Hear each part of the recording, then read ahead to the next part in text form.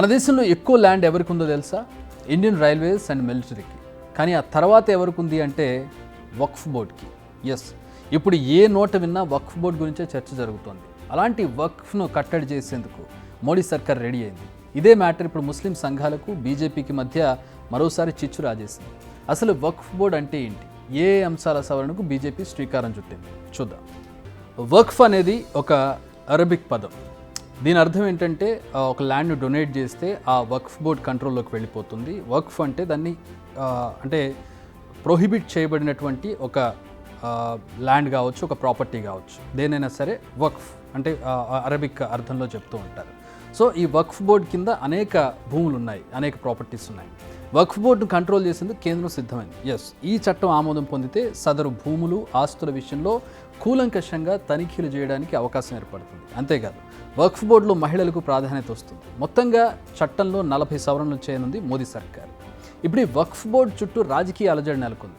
వక్ఫ్ విషయంలో ప్రభుత్వం ఎలాంటి జోక్యం చేసుకున్నా సహించేది లేదని ముస్లిం పర్సనల్ లా బోర్డు హెచ్చరించింది. మరి అంతలా అందులో ఏముంది అంటే భూములు, వేల ఎకరాల భూములు.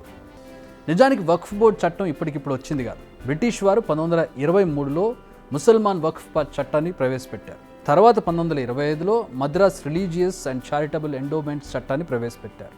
అయితే ఆ టైంలోనే దీనిపై వ్యతిరేకతలు వినిపించాయి. దీంతో 1927లో Madras Hindu religious and endowments యాక్ట్గా పేరు మార్చారు.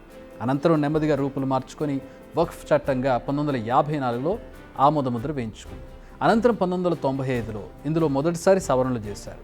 ఇక 2013లో రెండోసారి సవరణ చేశారు. సవరణ ప్రకారం కేంద్ర రాష్ట్ర ప్రభుత్వాలు, కోర్టులు కూడా వక్ఫ్ బోర్డ్ మ్యాటర్లో ఇన్వాల్వ్ అవ్వకూడదు. ఇది అప్పటి సర్కార్ స్వతహాగా తీసుకున్న డెసిషన్ కాదు. ముస్లిం వర్గాల డిమాండ్ మేరకు యూపీఏ సర్కార్ పార్లమెంట్లో బిల్లును ప్రవేశపెట్టింది.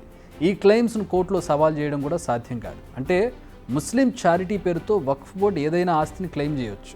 భారతదేశంలో మరే ఇతర మత సంస్థకు అలాంటి అధికారం లేదు. కానీ అలుసిచ్చింది అదనుగా రెచ్చిపోతున్నారనే ఆరోపణలు ఉన్నాయి. సామాన్యుల నుంచి ఫిర్యాదులు కూడా అందాయి. బోర్డుల్లో పెద్ద ఎత్తున అవకతవకలు జరుగుతున్నాయనే ఆరోపణలు వెల్లువెత్తాయి. ఉదాహరణకు తమిళనాడులోని తిరుచెందురై గ్రామం తీసుకున్నాం. ఈ విలేజ్పై మొత్తం హక్కు తమకే ఉందనేది తమిళనాడు వక్ఫ్ బోర్డు ప్రకటించింది. ఈ గ్రామంలో 1500 ఏళ్ల నాటి హిందూ దేవాలయం ఉంది. 1400 ఏళ్ల నాటి మత బోర్డు, 1500 ఏళ్ల నాటి గుడిపై ఆరోపణలు చేయడం నిజంగా హాస్యాస్పదం అంటూ ఉన్నారు చాలామంది. ఆ తర్వాత కావేరీ తీరాన ఉన్న సుప్రసిద్ధ చంద్రశేఖర స్వామి ఆలయం, వాటి భూములు కూడా తమవేనంటూ చేసిన ప్రకటన సంచలనంగా మారింది. ఇలా ఆలయ భూములు, ఊర్లను తమ భూములని వక్ఫ్ బోర్డు ప్రకటనతో జనం ఆగ్రహానికి అంతు లేకుండా పోయింది. కేంద్రానికి ఫిర్యాదులు పెద్ద ఎత్తున అందాయి. అంతేనా? నిజానికి భారతదేశంలోని వక్ఫ్ బోర్డులకు దాదాపు 52,000 ఆస్తులున్నాయి. 2009లో రిజిస్టర్డ్ వక్ఫ్ ప్రాపర్టీలు 3 లక్షలు ఉండగా ఇందులో 4 లక్షల ఎకరాలున్నాయి. ప్రస్తుతం 8 లక్షల ఎకరాల్లో 8,72,292 రిజిస్టర్డ్ వక్ఫ్ ప్రాపర్టీస్ ఉన్నాయి.